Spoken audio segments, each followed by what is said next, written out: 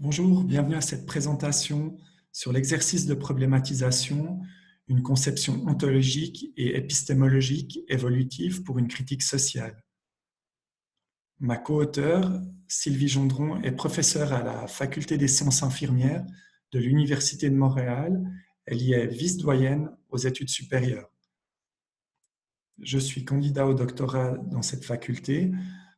Sylvie est ma codirectrice. Je suis aussi infirmier dans un CHU en Suisse.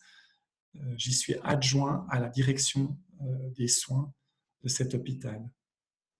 Cet hôpital est mon terrain de recherche dans le cadre de mon doctorat.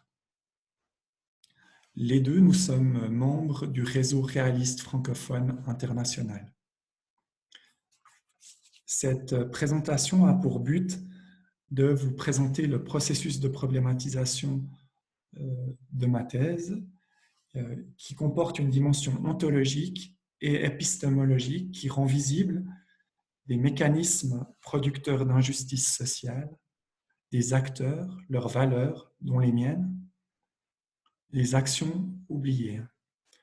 À travers ce processus de problématisation évolutif, le monde réel se transforme.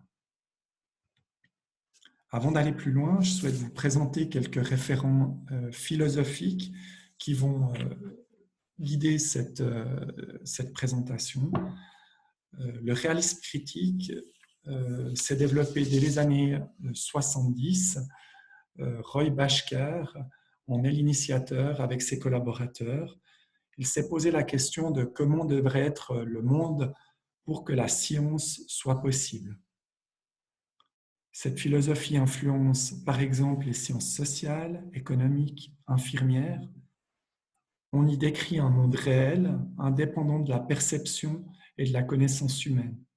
Les éléments qui le composent sont connus ou non, actifs ou non. Le monde réel se situe dans un espace-temps. Il évolue et se transforme. Il est un système complexe, ouvert. Il est composé de 3 domaines que l'on observe sur la gauche de l'écran: le réel, l'actuel et l'empirique. Ces domaines sont imbriqués.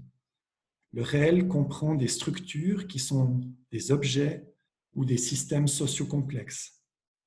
Les structures ont le potentiel d'interagir, de se modifier ou de modifier d'autres structures, et aussi de créer de nouvelles structures. Cette situation s'explique par des mécanismes d'interaction. Ces mécanismes s'activent ou non, et leur expression n'est pas toujours connue. Le domaine actuel est un système ouvert. Les événements générés par les structures et les mécanismes sont perceptibles par les humains. Le domaine empirique est l'endroit où les scientifiques observent les événements du domaine actuel. Ils expérimentent, tentent de reproduire le monde réel, de le théoriser. Il s'agit d'un système clos où les scientifiques isolent et activent des mécanismes afin qu'ils produisent un événement. Le réalisme critique reconnaît la dimension sociale des structures du réel et leur interaction réciproque. L'image sur la droite présente comment l'humain est influencé par la société et aussi contraint par elle. Elle lui enseigne et impose des connaissances, des représentations du monde, des valeurs. La science permet aux individus de s'émanciper des contraintes sociales qui sont indues, au travers d'un jugement rationnel et critique. Les connaissances sont considérées comme transitives. Le processus de problématisation s'est appuyé sur une combinaison du réalisme critique et de la théorie de l'acteur réseau, afin de concevoir notre objet de recherche comme un système complexe et d'offrir des bases théoriques originales qui profitent de leur complémentarité. Le réalisme critique établit l'approche et le cadre général de notre recherche. Il est articulé au travers d'une équation qui associe le contexte et les mécanismes pour expliquer des phénomènes observés. Cette équation permet la recherche explicative de mécanismes sous-jacents, une exploration en profondeur du système complexe. Pour la théorie de l'acteur réseau, elle est utilisée pour opérationner l'équation, ses liens et plus globalement la rétroaction, notre objet de recherche, comme un système social complexe. Elle définit des entités sociotechniques qui composent ce système et qui sont connectées. Par exemple, des intermédiaires, ça peut être des documents, des valeurs, des outils, des ressources ou des compétences qui confèrent du sens au système. Il y a aussi des acteurs, humains ou non, qui libèrent des intermédiaires. Il y a aussi des médiateurs, qui sont des acteurs qui déplacent d'autres acteurs, et des réseaux qui interrelient ces différentes entités. Au sein de ces réseaux, les actions sont distribuées entre les entités, humaines ou non. Ces entités se connectent ou se déconnectent, résultant d'opérations de traduction. La théorie de l'acteur réseau définit 4 opérations de traduction. La problématisation, certains acteurs sont d'accord sur des problèmes ou des enjeux. L'intéressement, certains acteurs élaborent des stratégies et engagent d'autres acteurs pour résoudre ces problèmes. L'enrôlement, certains acteurs définissent et interrelient des rôles, des nouveaux rôles, pour lier leurs intérêts. La mobilisation, une masse critique d'acteurs est capable de coordonner leurs efforts pour agir ensemble. Dans le cadre de notre processus de problématisation, nous avons identifié des processus clés qui sont inhérents aux opérations de traduction. Par exemple, les controverses qui sont développées dans le cadre de ces réseaux, les convergences entre acteurs. Nous avons défini ces processus clés comme des espaces de mécanismes à investiguer.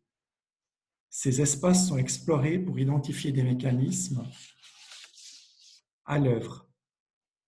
Dans ce cadre, nous nous questionnons quels sont les acteurs présents, quels sont les enjeux, ces controverses, comment ces controverses sont-elles résolues, etc. Pour être plus spécifique maintenant sur notre objet de recherche, la rétroaction aux équipes interprofessionnelles, elle est définie comme une intervention qui restitue aux professionnels des données objectives sur les écarts entre leurs pratiques cliniques et une cible préétablie. Elle vise à augmenter l'observance de ces professionnels aux activités cliniques souhaitées. Les théories actuelles n'expliquent pas les résultats variables que l'on peut observer dans le monde réel. Finalement, nous menons une recherche doctorale pour comprendre comment se déroule et fonctionne la rétroaction auprès des équipes interprofessionnelles. Cette rétroaction semble conçue actuellement comme une intervention standardisée dans un système clos. Autrement dit, la rétroaction serait conçue comme une intervention technique, contrôlée ou contrôlable. Les définitions mettent l'emphase sur l'évaluation des professionnels au détriment de leur mobilisation. Ils mettent aussi l'emphase sur les mesures objectives d'une pratique liées à une norme, à mettre en œuvre fidèlement, à défaut de la contextualiser, comme si la pratique professionnelle se déroulait dans un système déterminé et standardisé. Pourtant, les actions peuvent être négociées, par exemple dans une conversation avec une personne soignée qui ne souhaite pas se voir administrer une pratique clinique recommandée ou sur la base de conditions de santé particulières. Les travaux actuels abordent peu les interactions sociotechniques et contextuelles qui aideraient à expliquer la variabilité des résultats de la rétroaction. La rétroaction implique divers processus, interactions sociales et techniques qui interviennent dans différents contextes qui sont singuliers. Ces processus, ces interactions et leur contexte évoluent et se transforment dans le temps. Ils pourraient expliquer les résultats de la rétroaction Par exemple, les équipes peuvent avoir de la peine à se rencontrer à cause de la charge de travail, à cause de rendez-vous annulés ou à se mobiliser collectivement dans des projets d'amélioration de leurs pratiques. Les processus d'analyse et d'élaboration de plans d'amélioration peuvent générer des controverses quant aux problématiques et nécessiter des négociations. Ainsi, la rétroaction invoque un système social complexe, interdépendant, comportant des imprévisibilités et des émergences. Les acteurs ont une grande marge d'autonomie quant à leurs actions. En même temps, ils sont transformés et contraints par leur contexte spatio-temporel et leurs interactions. Ces transformations et contraintes peuvent être identifiées comme dans les interactions sociotechniques. Les composantes techniques influent sur les acteurs et transforment leur travail au fil du temps. Mais les acteurs peuvent transformer aussi ces composantes techniques. Par exemple, modifier un logiciel, modifier un dossier patient informatisé, etc. Ces processus peuvent être plus ou moins conviviaux pour les utilisateurs, impacter la fiabilité des résultats, voire la mobilisation des équipes interprofessionnelles lors de la rétroaction et évoluer en cas de changement, par exemple. En somme, la rétroaction est un système complexe, social, interdépendant et en transformation, où les interactions sociotechniques et contextuelles permettent d'expliquer les phénomènes observés. Cependant, les processus et les interactions considérées au travers des théories ou des interventions actuelles apparaissent peu dynamiques ou contextualisées, ce qui est paradoxal au regard de la variabilité des résultats observés. Finalement, l'état actuel de la recherche sur ces systèmes limite notre capacité à concevoir et à comprendre comment les interactions sociales se déroulent et évoluent selon leur contexte, comment les interactions sociotechniques se déroulent et évoluent selon leur spécificité et leur contexte. Quelles sont les transformations générées par de tels systèmes? En synthèse, la reconstruction d'un objet de recherche est un processus critique, continu, qui débute avec sa problématisation. Cette critique cible des conceptions socialement conditionnées, produites et valorisées par des modèles de scientificité dominants. Elle impose aux chercheurs qui s'inscrivent dans le réalisme critique un questionnement méthodologique et éthique essentiel. Comment rendre compte et valoriser ma recherche qui produit des connaissances critiques, faillibles et contextualisées? Pour la méthodologie, le réalisme critique combine l'explication et l'interprétation créative dans le but de problématiser et théoriser un objet de recherche, composé de structures ontologiques cachées et de connaissances sociotechniques faillibles, interreliées à leur contexte historique, culturel et politique. Le réalisme critique instaure un dialogue entre ces deux dimensions, à la recherche de mécanismes générateurs. Ce processus, qui débute dès la problématisation de l'objet de recherche, contient sa critique initiale, ma posture sociopolitique, son contexte et des outils analytiques et heuristiques. Ici, le réalisme critique et la théorie de l'acteur réseau, puis son évolution. Ces processus réflexus et itératifs sociocritiques suscitent des changements du contexte, de mes rapports au terrain, de mon identité, qu'il s'agit de rendre explicite. L'usage d'un journal de bord, l'écriture, la lecture critique par des pairs, un panel d'experts ont été mis en place pour me soutenir dans cette explication de la transformation de mon système sociotechnique. Concernant l'éthique, le système sociotechnique est interrelié au contexte historique, culturel et politique, et le réalisme critique invite à une éthique prudente, pluraliste et critique. Le processus de problématisation illustre des conceptions des valeurs différentes de l'objet de recherche et du monde réel, y compris celles du chercheur.